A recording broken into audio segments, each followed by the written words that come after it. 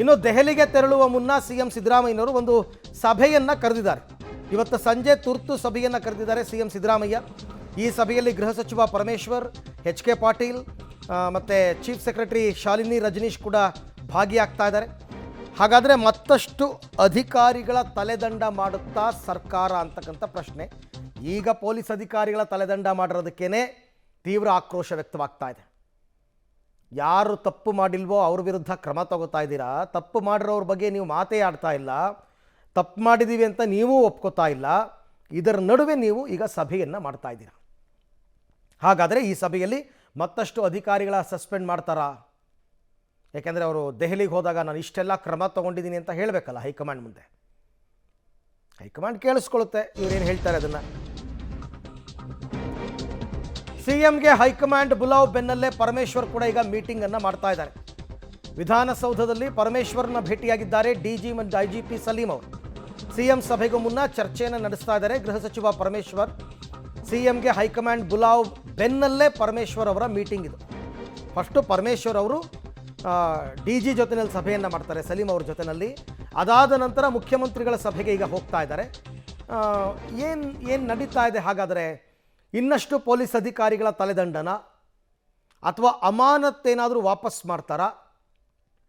ಯಾಕೆಂದರೆ ಸಸ್ಪೆಂಡ್ ಮಾಡಿದಾರಲ್ಲ ಈಗ ಪೊಲೀಸ್ ಕಮಿಷನರ್ ಸೇರಿ, ಅದಕ್ಕೂ ಆಕ್ರೋಶ ವ್ಯಕ್ತವಾಗಿದೆಯಲ್ಲ.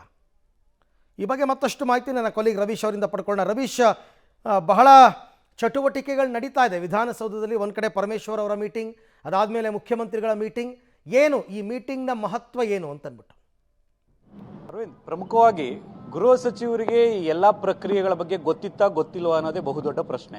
ಅದಕ್ಕೆ ಗೃಹ ಸಚಿವರು ಕೂಡ ಮೌನ ಮುರಿತಾ ಇಲ್ಲ. ಅಂದರೆ ಅದು ಗೊತ್ತಿದೆ ಅಂತಲೂ ಹೇಳ್ತಾ ಇಲ್ಲ, ಗೊತ್ತಿಲ್ಲ ಅಂತಲೂ ಕೂಡ ಹೇಳ್ತಾ ಇಲ್ಲ. ಈ ಸಂದರ್ಭದಲ್ಲಿ ನಾನು ಏನು ಮಾತನಾಡೋದಿಲ್ಲ ಅಂತ. ಅಂದರೆ ಪರ್ಮಿಷನ್ ಕೊಡುವಂತಹ ಸಂದರ್ಭದಲ್ಲಿ ಬಂದೋಬಸ್ತ್ ವಿಚಾರವಾಗಿ ಕೂಡ ಗೃಹ ಸಚಿವರ ಜೊತೆ ಚರ್ಚೆ ನಡೆಸಬೇಕಾಗತ್ತೆ. ಆದರೆ ಅದರ ಭಾಗವಾಗಿದ್ರ ಪರಮೇಶ್ವರ್ ಅವರು ಅನ್ನೋ ಪ್ರಶ್ನೆಗೆ ಇನ್ನೂ ಕೂಡ ಉತ್ತರ ಸಿಕ್ಕಿಲ್ಲ. ಸಾಕಷ್ಟು ಬಾರಿ ಅವರು ಮಾತನಾಡುವಂಥ ಸಂದರ್ಭದಲ್ಲಿ, ಆಫ್ ದಿ ರೆಕಾರ್ಡ್ ಮಾತನಾಡುವಂಥ ಸಂದರ್ಭದಲ್ಲಿ, ಬೇರೆ ಬೇರೆಯವ್ರ ಜೊತೆ ಆ ಒಂದು ರಾಜಕೀಯ ಹಿತೈಷಿಗಳ ಜೊತೆ ಮಾತನಾಡುವಂಥ ಸಂದರ್ಭದಲ್ಲಿ ಅವರು ಅಂದರೆ ಈ ಇಲಾಖೆ ನನಗೆ ಬೇಡ, ನನಗೆ ಭಾಳಷ್ಟು ಸಾರಿ ನಾನು ಹೇಳಿದ್ದೇನೆ ಅನ್ನೋ ಮಾತುಗಳನ್ನು ಕೂಡ ಹೇಳಿದರು. ಇಂಥ ಸನ್ನಿವೇಶದಲ್ಲಿ ಈ ಅನುಮತಿಯನ್ನು ಕೊಡುವ ವಿಚಾರದಲ್ಲಿ, ಕಾರ್ಯಕ್ರಮಗಳಿಗೆ ಭದ್ರತೆಯನ್ನು ಒದಗಿಸುವಂಥ ವಿಚಾರದಲ್ಲಿ ಗೃಹ ಸಚಿವರನ್ನು ಸಂಪರ್ಕ ಮಾಡಿಯೇ ತೀರ್ಮಾನ ತೆಗೆದುಕೊಂಡಿದ್ದಾರಾ ಇಲ್ವೋ ಅನ್ನೋದು ಕೂಡ ಬಹು ದೊಡ್ಡ ಪ್ರಶ್ನೆಯಾಗಿದೆ. ಆ ಕಾರಣಗಳಿಗೋಸ್ಕರವಾಗಿ ಅವರೂ ಕೂಡ ಒಂದು ರೀತಿಯಲ್ಲಿ ಗೊಂದಲದಲ್ಲಿ ಇದ್ದಂಗೆ ಕಾಣ್ತಾ ಇದೆ.